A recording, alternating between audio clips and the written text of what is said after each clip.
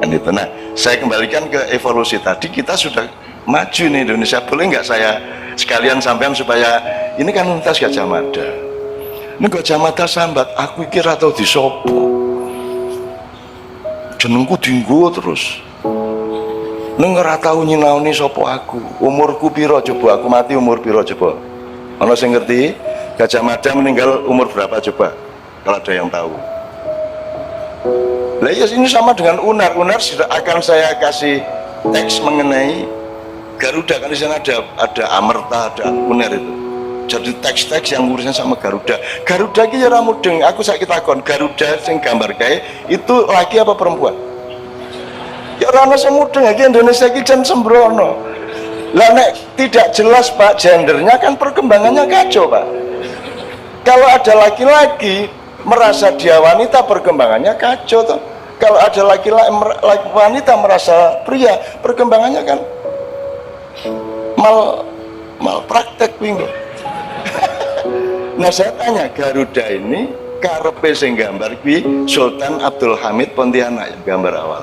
Itu karepe lanang apa wedok, jantan apa betina? Ora ono sing iso jawab nganti saiki. Iki siji. Engko tak dudui kowe. Nek wis ora iso jawab. Nomor loro.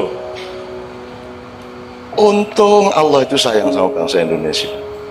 Dia mengizinkan Amerika ngebom Hiroshima Nagasaki itu tanggal 14 Agustus 1945, terus Indonesia merdeka 3 hari kemudian. Ya, sehingga lambang Garuda itu sayapnya 17, ekornya 8. Saiki bayangke nek ngebome Amerika kuwi tanggal 30 Desember. Terus kene merdeka 1 Januari ya Garudane lak ming siji ngene iki. Karo buntute ngene iki. Terus piye Garudane? Jadi saya tuh seneng lihat Indonesia tuh, ya Allah, ya anakku sing tak sayang tenan, ya Allah. Kuwi aku mbayangke angger ndelok gambar ngene-ngene iki aku mesti guyu. Oh alah, ya Allah, alhamdulillah merdekanya itu kok tanggal 17. Bayangin kalau 1 Januari kayak Garudane gini. Itu Garuda. Kapan-kapan saya ceritain asal-usul Garuda ini berdasarkan teks, berdasarkan literasi, berdasarkan main resource, saya nggak berdasarkan khayal saya. Ya, saya mencari bahan-bahan dan saya dapat buku-buku kuno, buku-buku lama, dan jadi saya ini Garuda itu bukan burung. Garuda itu nama burung, bukan burung. Kalau burungnya tuh elang, Raja Wali, ulung, cipret, emprit, ya. Namanya si elang ini namanya Garuda, yang ngasih nama ibunya.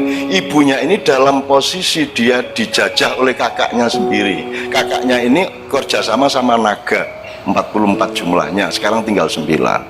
Ya, itu menjajah adiknya dengan manipulasi karena mereka dulu itu menebak itu ada kuda yang lewat di Cakrawala. Terus 2 bersaudara anaknya raja ini bedean kae, buntutnya warnanya apa, ekornya warna apa, kakaknya mengatakan hitam, adiknya mengatakan enggak, putih. Ternyata begitu kudanya mendekat benar-benar putih. Kakaknya panik, padahal perjanjiannya siapa yang kalah akan jadi budak yang menang. Jadi berarti kakaknya akan jadi budak adiknya. Akhirnya si kakak ini memanipulasi, nyuruh naga 44 itu nyembur ekornya kuda. Akhirnya tidak menjadi putih lagi, wis disembur. Ya, akhirnya adiknya kalah, terus dia berpuluh-puluh tahun menjadi budak dari kakaknya. Akhirnya dia berdoa kepada dewa, akhirnya dewa memberi kasih sayang ke dia. Oke, kue tak kayak anak jenengke Garuda. Jadi anaknya si adik ini namanya Garuda, burung, ya, namanya Garuda. Tugasnya Garuda adalah membebaskan ibunya dari perbudakan jin-jin, naga-naga. Kelayaru cangkemku iki. Gitu. Ini Idul Fitri kita. Idul Fitri kita adalah ya. Idul Fitri itu kan kita refresh, detox gitu, detox. Nah, levelnya berbeda, ada kefitrian profesional. Saya dokter, kamu insinyur. Kan gitu, itu kefitrian profesional, kayak seniman, kayak pejabat. Terus ada kefitrian budaya, loh, saya orang Madura, gitu loh. Saya orang Madura, saya orang Jawa, saya orang Bugis kan gitu. Itu kefitrian budaya. Ada lagi kefitrian kemakhlukan, kefitrian khuluqiyah. Saya manusia, saya bukan binatang kan gitu. Nah, sekarang ada kefitrian yang lebih dalam, lebih tinggi lagi. Manusia itu makhluk jasad apa makhluk rohani? Nah, baru cari kefitriannya. Manusia itu penduduk bumi yang ingin masuk surga, ataukah penduduk surga yang dolan ke bumi sebentar? Which one? Atau kalau mau pakai ilmu pengetahuan, manusia itu makhluk jasad atau fisik yang menempuh perjalanan spiritual, ataukah manusia adalah makhluk spiritual yang outbound sebentar di bumi, 60 tahun, 70 tahun, 80 tahun? Yang mana? Kalau konsep ini tidak jelas, kurikulum kita juga bisa salah, ilmu kedokteran kita juga salah. Karena kalau Ibu Dekan tadi mengatakan menahan diri, itu kan soal ilmu dosis, toh Bu? Ya toh Bu? Hidup itu tidak boleh overdosis, harus menahan. Nah, nahan dirinya seberapa? Itu sebabnya kita kuliah kedokteran, supaya tahu persis, jangan under, jangan over. Pertama, kalau sudah jelas bendanya, substansinya, baru ada menahan diri itu dosis. Sebelumnya ada dosis, ada dosis dalam arti substansi.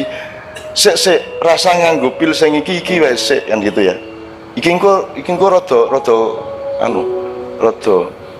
apa ya istilah kedokteran gitu ya. Itu kan kita tentukan ini apa ini, ada beberapa produk.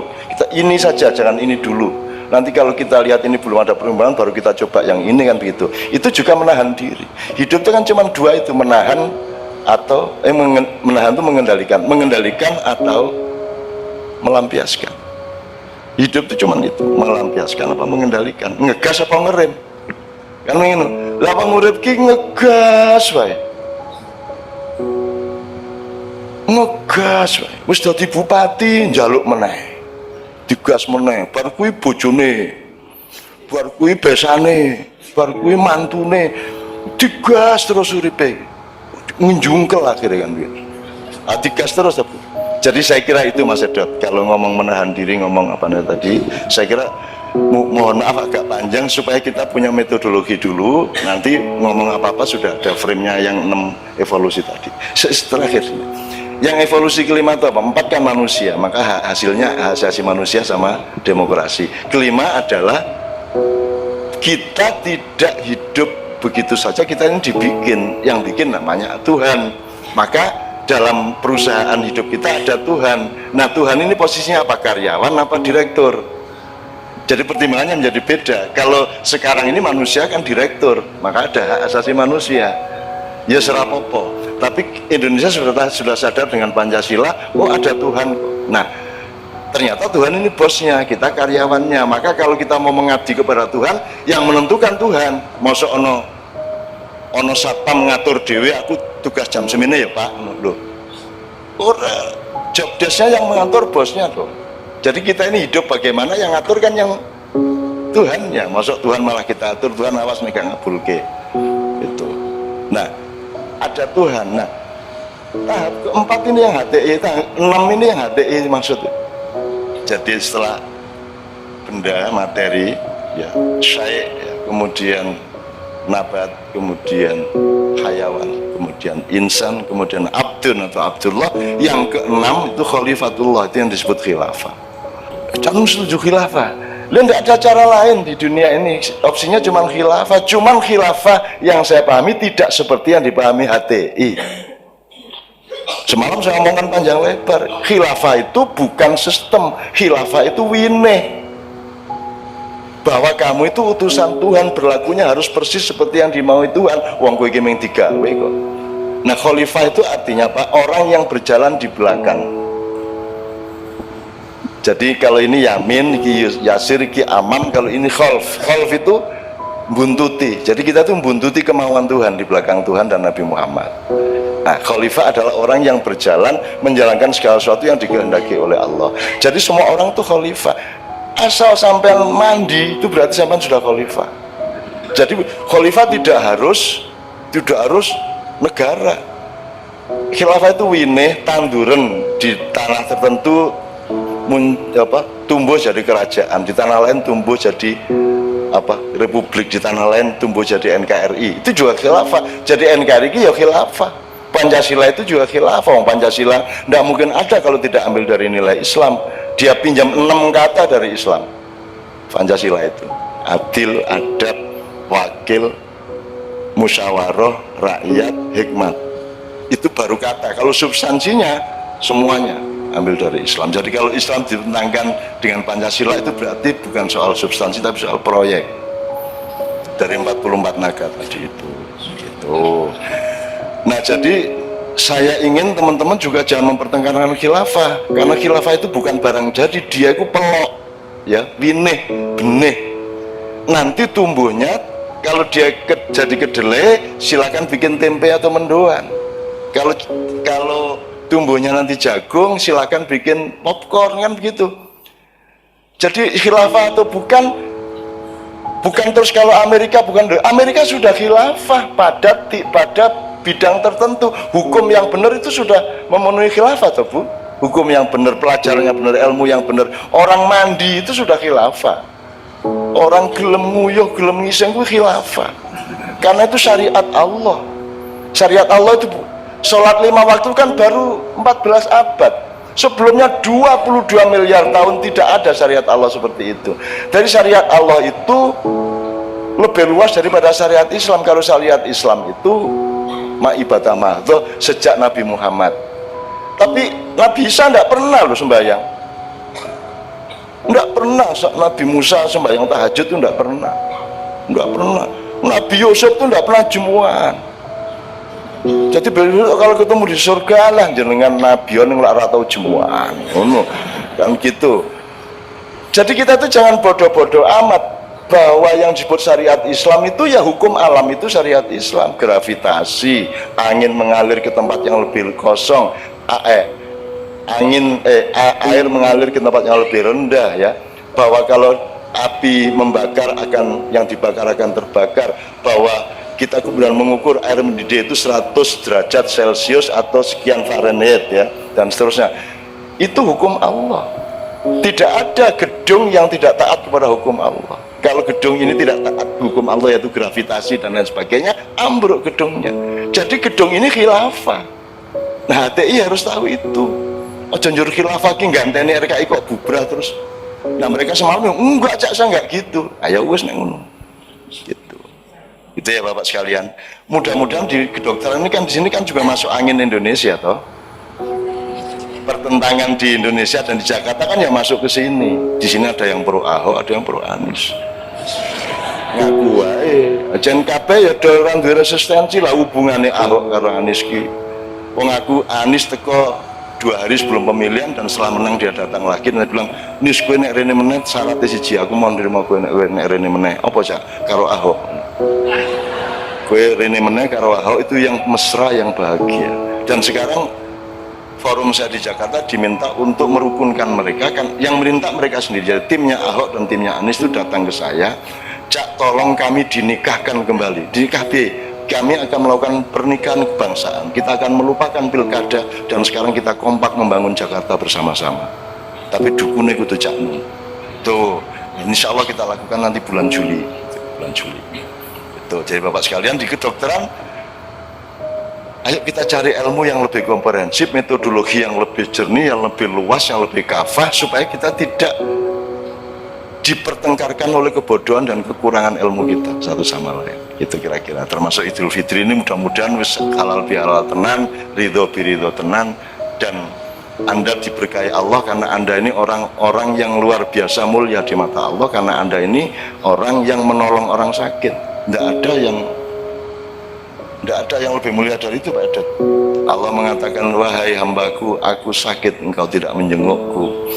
Aku lapar, engkau tidak memberiku makan. Aku haus, engkau tidak memberiku minuman." Kan begitu Allah mengatakan. Ya kan bingung sih diomongi. Loh, masa ono Allah kok loro kan itu. Loh, masa ono Allah kok ngelak, ono Allah kok ngelih gitu. Jurnang kopi gitu. Terus Allah mengatakan, "Tidakkah engkau mengetahui itu si fulan sahabatmu saudaramu sama itu sedang sakit dan kau tidak menjenguk dia, aku ada pada hatinya, aku ada pada dia. Nah, Anda adalah orang-orang yang ini tadi sebelum ke sini yang Pak Edet cek pasien dulu. Dan saya itu tidak kuat jadi dokter, Bapak-bapak sekalian. Anda itu hebat. Nah, aku ra kuat. Kudu nesu terus. Iki piye to pemerintah ngono mesti aku. Iki piye iki ya? Banyak sekali masalah yang tidak memungkinkan pasien kita yang miskin-miskin terutama bisa sembuh karena ada halangan politis, halangan struktur, regulasi dan seterusnya. Nah, aku ra kuat jadi dokter. Jadi Anda itu orang yang sangat tinggi derajatnya. Sebabnya aku ra kuat. Nah, aku biyen tau njaluk mlebu ke dokter ning guyu dhewe pekok. Ya mesti ora iso aku mlebu, aku ya SMA ora lulus. Budekan mengatakan beberapa tahun di Gontor berhijrah ke Jogja, jare sapa? Bu aku iki diusir saka Gontor. Hijrah piye? Diusir Itu pun saya masuk Jogja itu ndak sah kalau saya sampai jadi pejabat nanti diungkit-ungkit sama musuh saya. Sebab saya itu ndak legal sekolah saya. Saya itu sekolah di SMP di Selatan Permata, di Lubuk Permata itu. Dulu ada SMP Tampungan di situ. Ya, kalau pagi SMP 2 Muhammadiyah Putri, kalau sore SMP 8 Muhammadiyah Tampungan, ndak pakai seragam, katokan entuk, mlebu entuk, ora mlebu entuk. Saya sekolah di situ. Dan saya bayar bal voli coba. Jadi saya itu ndak punya rapot SMP, wong saya dari pesantren, tapi saya dapat rapot SMP dari Jombang karena saya nyumbang net sama apa jenenge bal voli iki lho, njur aku digawani rapat iso mlebu SMP. Nah, SMP di sini kan tidak legal saya. Makanya sudah saya bakar semua yang ijazah itu. Ijazah saya mau tak bakar, SD tak bakar kabeh wis ra ijazah. Wis pokoke aku ngene iki, gelem ora gelem. Dan itu yang bikin Novia tertarik sama saya. Oke, Bapak sekalian, saya nganut ini siang ini harus bagaimana, tapi jazakumullah khairul jaza. Anda semua orang-orang istimewa dan saya mohon Anda pertahankan keistimewaan di depan Allah. Dan ketika Anda menangani pasien, tolong jangan berpikir uang, itu aja saya mintanya. Karena uang pasti datang ke Anda. Berpikirnya akhlak dan kasih sayang, pasti Anda mendapatkannya, tidak perlu minta. Kan gitu, sama dengan guru. Jadi ada 4 bidang: kesehatan, pendidikan, agama, kebudayaan. Tolong hati-hati terhadap kapitalisasinya, kan kira-kira gitu.